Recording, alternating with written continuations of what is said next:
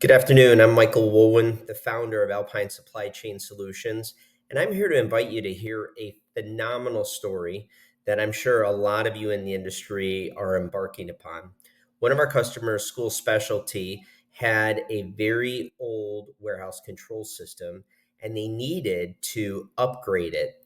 So, what came first, the WMS or the WCS?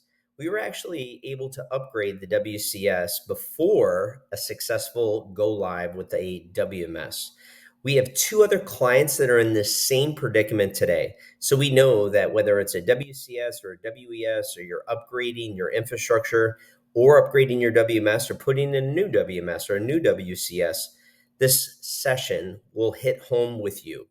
It is actually going to be on our very own Alpine webinar series, Wednesday, February 26th at 2 Eastern Standard.